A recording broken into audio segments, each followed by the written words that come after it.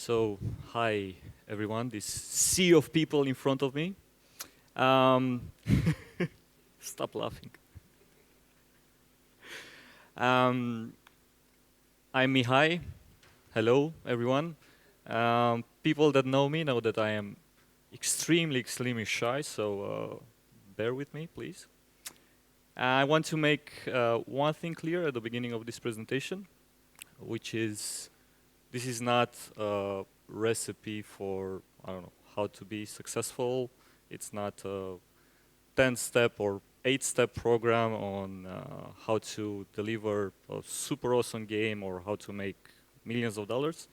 It's simply a list of learnings that I have faced during my 15 years in this industry.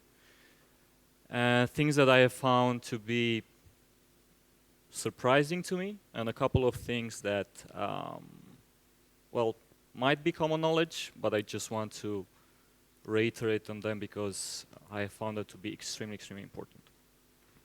So a bit about myself. I have, as I said, I have been in this industry for the past 15 years now. I look really young and handsome, but at the same time, I'm quite an old guy in this industry at this point. I started as a writer and eventually a editor-in-chief at a local magazine called Level. That happened for about 5 years. Moved to EA Mobile as production and design, where I had the pleasure of working with quite a lot of people in the audience. I had a short stint in UK in Cambridge, working for a company named called Jagex. You might know them because they did a small game called RuneScape that might jog your memory a bit.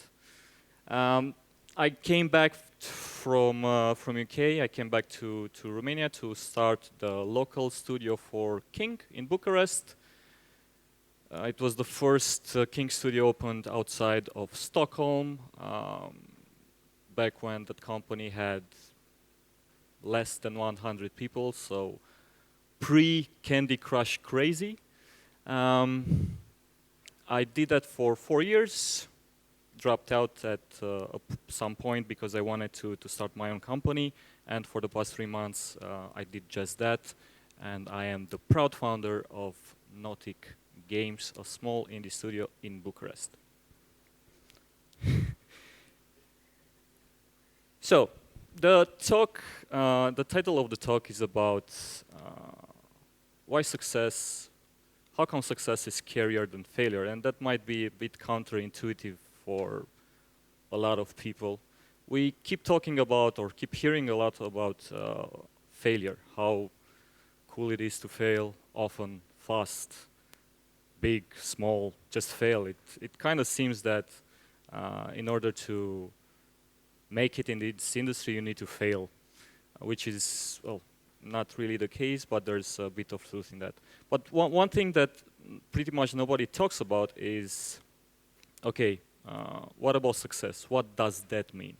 Because from my experience, and again, this is the experience that I have been through with the whole Candy Crush becoming a cultural phenomenon, is that people should really be considering success and planning for that.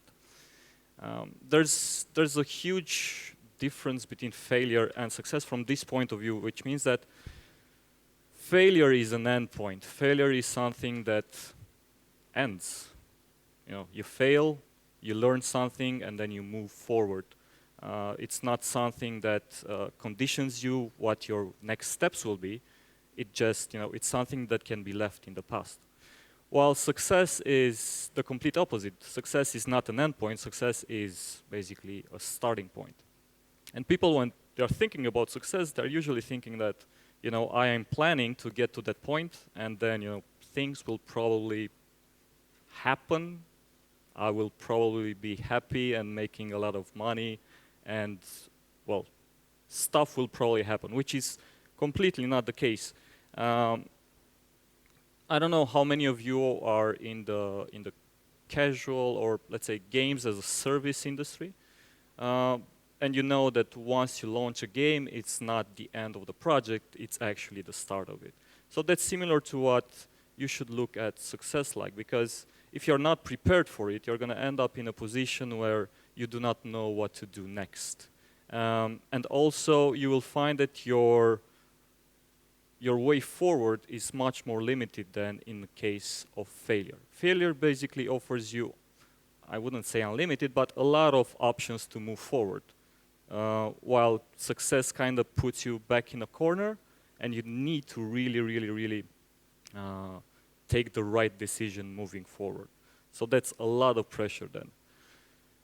Again, this is something that was really surprising for me, and it kind of taught me that you need to plan for it. You need to think about success as a step in, just another step in your project, and you need to know exactly what you're going to do after that happens, because a lot of things will happen once you get successful.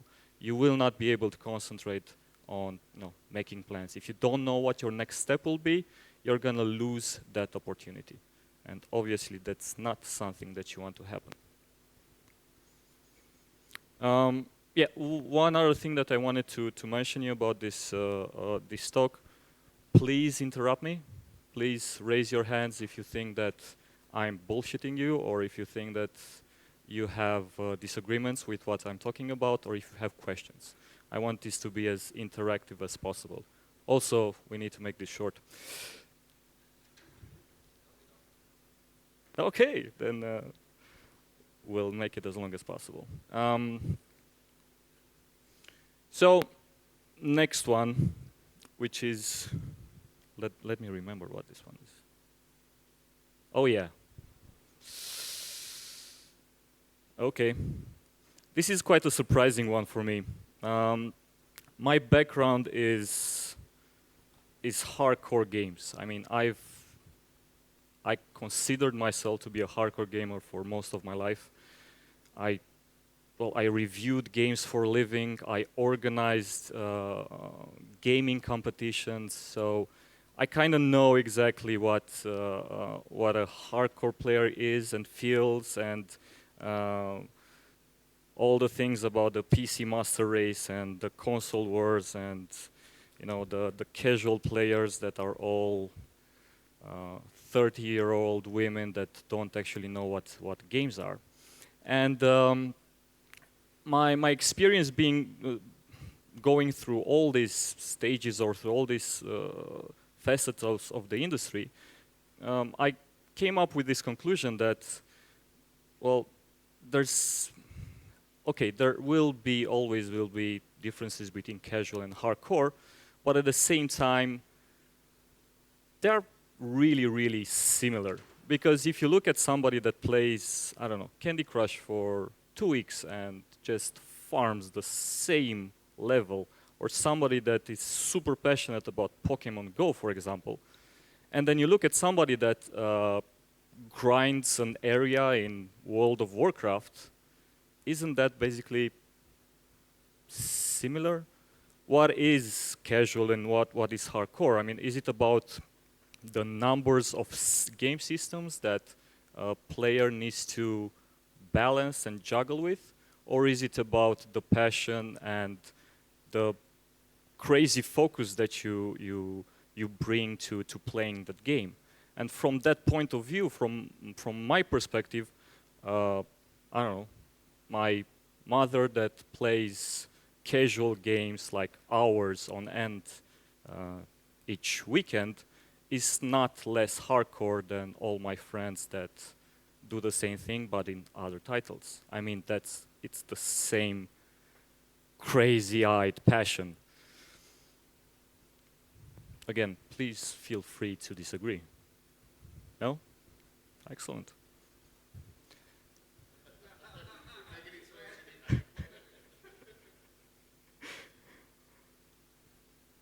Right. Another thing that I've learned, and especially from my time at King and developing casual games, is there's this other idea or preconception about the way that casual players play. You think about casual players and casual games as things that are easy, things that are simple, things that you just want to play for like 5 minutes and you just want some sort of instant reward. And I was 100% convinced of this before Candy Crush. What happened was that we realized that people really, really, really want and need a challenge.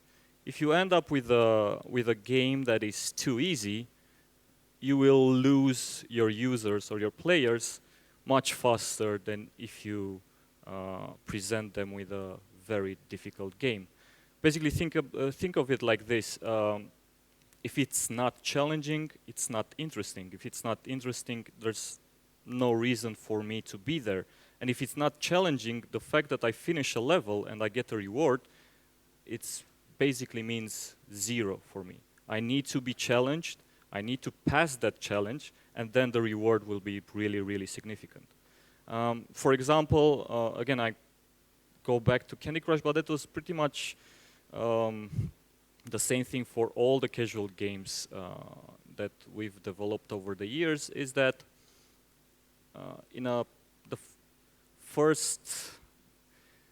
the chances that you would finish a level in these games for the first time was around 1%. So that was the best practice number that we needed to look at. And that again, if I wouldn't have seen the reaction of the players gathered from data, I would have said that, that's insane. You're gonna just kill your players because of that, and you're gonna kill your game. But actually, that made all the games way, way more popular.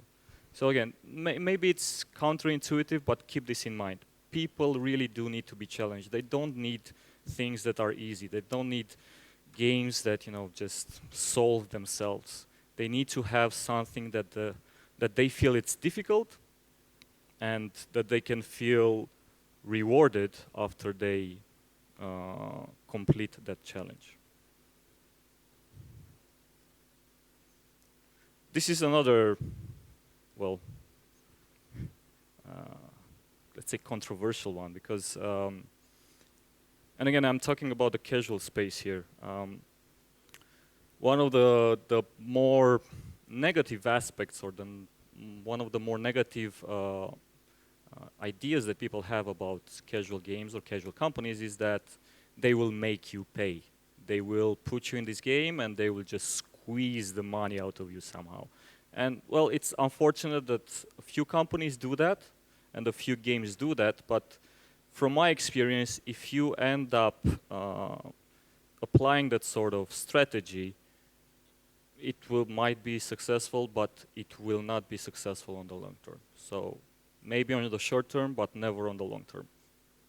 And instead, what we found out was that people actually want to give you money, which is very nice of them.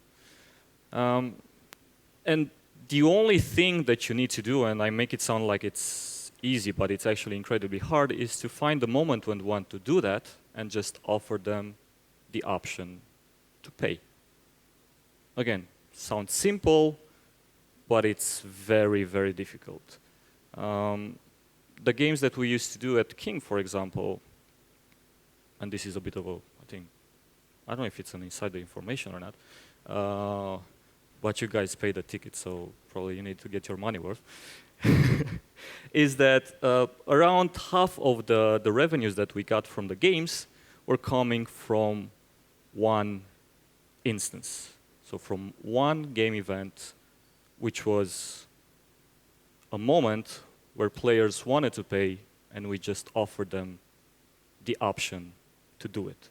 It wasn't a pop-up that told you, oh my God, you need to pay now, or it wasn't an ad that played itself 10 times in 2 minutes. It was just a moment where players were very satisfied with what was happening in the game, wanted to pay, and we just offered them a button to pay. That was 50% of the revenues. And I will let you guess which one it was. No clue. It happened at the end of a level, for example.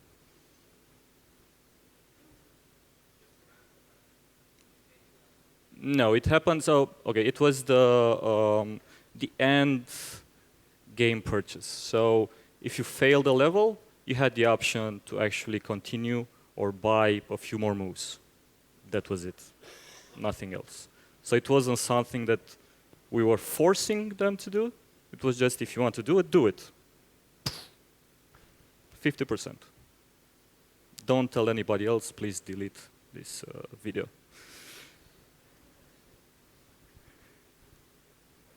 Okay. I'm moving a bit to actually working in the industry and working with teams, and maybe people that know me probably have seen this coming, is that if you have two teams that are equally talented, working on equally difficult projects, the one thing that I have seen that made a huge difference between them was common sense.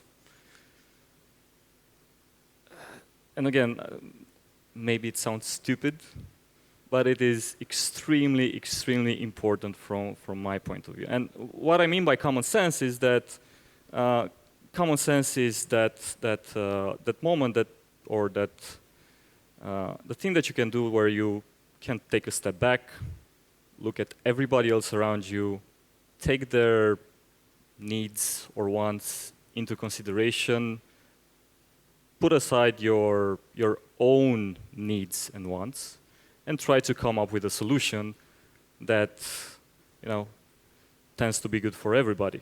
And it's not, again, it's not rocket science. It's just taking a step back.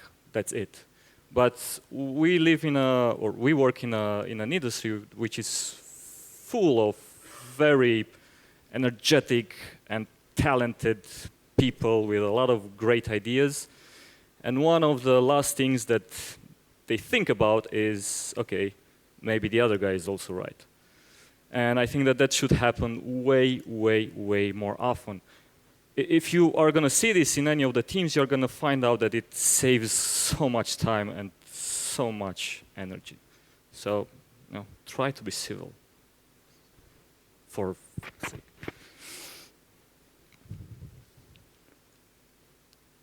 Another one that, this is probably the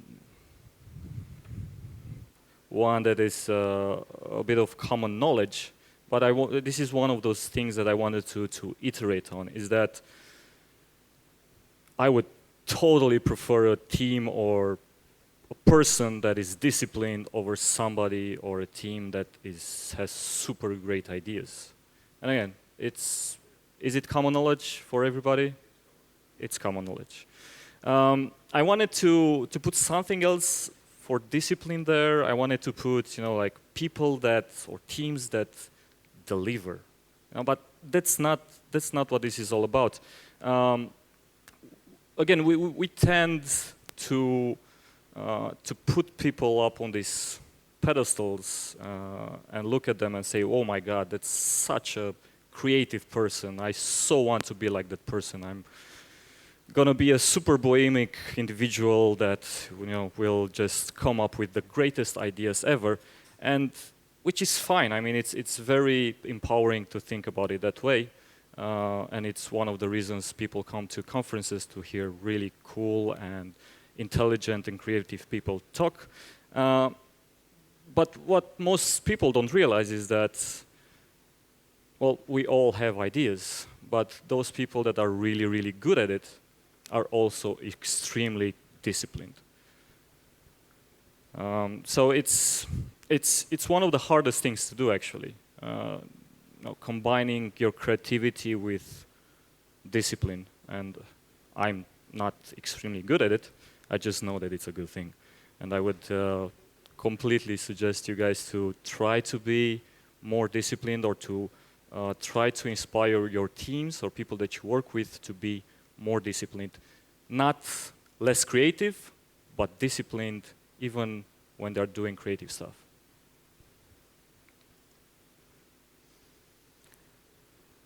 Yeah, so I told you at the beginning of this talk that this is not going to be a 8 steps recipe to deliver a great and successful game. But I want to share with you one of these things that I've been asked quite a lot. How do you make games to be super successful, and how do you succeed in the games industry, and how do you get featured, and how do you get a few million downloads, and how do you get super rich by doing it? And one of the things, the humbling things that I found out is that, well, it's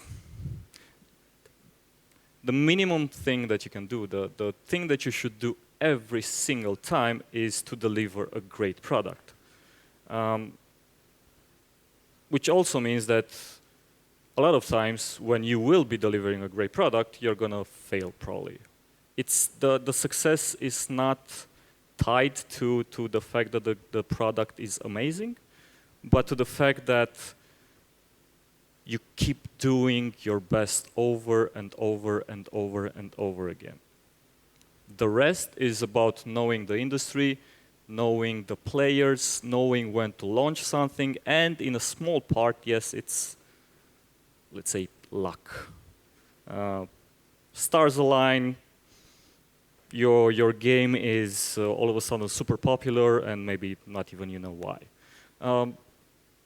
As an example for that, you all know Minecraft, right? It's this huge thing.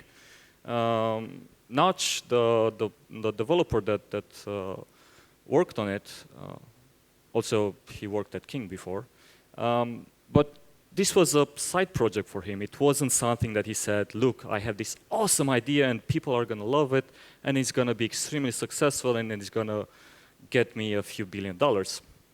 It was a side project that just blew up in popularity. He was as surprised as everybody else. The same that happened to King when we launched Candy Crush is that we knew it was going to be successful. We had no idea how successful that turned out to be. So obviously, we launched a lot of games before, and they were all super cool, but they didn't have the same success as Candy Crush. So the minimum thing that you need to do is to be the best that you can every single time, and that is, again, incredibly hard. And this is the last one. Thank you for listening to me, and I'm gonna disappoint you now and tell you that we actually don't know that much about this industry. One of the reasons is that this is still a very young industry. There's still a lot of things that haven't settled yet. It's still a lot of parts of the public that is not that mature that you could have some sort of recipes. Things have started to change in the past few years when you have, like franchises or branding that uses well-known gameplay mechanics that kind of can, allow you to have a better chance at success. But again, coming back to the Notch story is that the most of the big hits that have been happening in the past few years, and I'm pretty sure that a lot of the big hits that will happen in the next few years, nobody will be able to predict them. Was anybody able to actually predict the popularity of Pokemon Go, for example? Again, I think that the team knew that they had something special on their hands. They had no idea how popular it was going to be. What I'm trying to say is that when you work in this industry, you're going to find a lot of people that are going to tell you this is wrong or this is right, like I'm trying to do right now, and you shouldn't listen to them. Which is, again, it's amazing for somebody that can come into the industry and do their own thing and be successful despite of whatever everybody else says is one of the reasons why I want to be working in games. And hopefully one of the reasons that you guys and girls like to do that as well. So short recap. This is actually a 8-9 step list of how to have a great game. But let's recap. You should go for your own idea, but again, be smart about it. Do the best you can every single damn time. Be very aware what happens in the industry so you can predict all the waves and try to be on top of them. Be disciplined, have common sense. If you don't respect your players, get out. Let them pay if they want to. Again, do not force it on them. Make sure to challenge them, and again, this comes back to the respecting your players. They really, really need a challenge. And of course, be prepared to be successful. Thank you.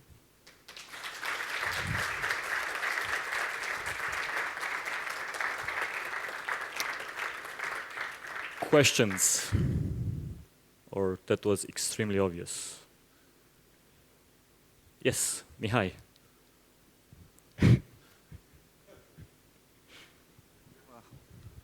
1, 2, 1, 2. I have a hard question for you. How does it feel to be so handsome?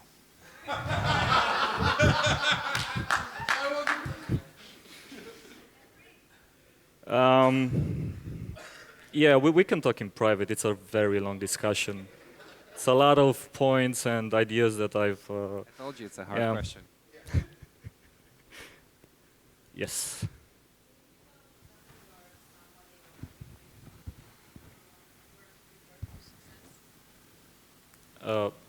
Okay, so an example where somebody, me or somebody else, wasn't prepared for success. Yeah, again, coming back to the whole King experience, it was insane. I mean, I'm pretty sure that 99 out of 100 companies that would have found themselves in that position, you would have seen all the board meetings filled with, I don't know, money, I don't know, women, alcohol, people partying like, oh my God, we made it, we are so awesome, we're so amazing. We don't really know what happened, but oh my God, let's enjoy this. And that is scary, honestly, that is so super scary, because if you do that, you're gonna throw away a super huge opportunity. Again, that happened to me, or I kind of realized that that was one of the ways that this could have happened. I know about a lot of other projects that, for example, got featured for the App Store, and they had super big surprise for them, super happy. They had $1 million $1 million downloads in 1 week, and then 1 week later they were back to 10,000 users because they weren't prepared for it. They didn't have the features, they didn't have the plan, they didn't have anything in there. So good job being featured, and good job showing your app to a lot of people, but then they didn't have anything to follow up on that. Again, that's what I'm talking about when I'm talking about being prepared for success. Having stuff in your game that prepares you to take advantage of that, but also having the mentality to know that it's just a start. It's not you get there and everything will be fine. And do not make the server crash, I guess. But if you're going to prepare for future updates, when do you know when to stop and launch the product? So not to be too prepared for the success. Yeah, obviously, I don't mean just trying to make the best game over and over and over again, because you're always going to have cool stuff that you want to add to it. What I mean is having a structure that allows you to take advantage of those users, for example. If you have an app that doesn't really monetize, then you're going to waste your users. If you have an app that doesn't have some sort of that doesn't have any sort of feature that you can use to push those users into your next game, again, you're going to lose players, and there's a lot of other stuff. It's not necessarily about the core gameplay mechanics. It's about what happens around it and how well you can take advantage of the super amazing opportunity of having millions of users in your game.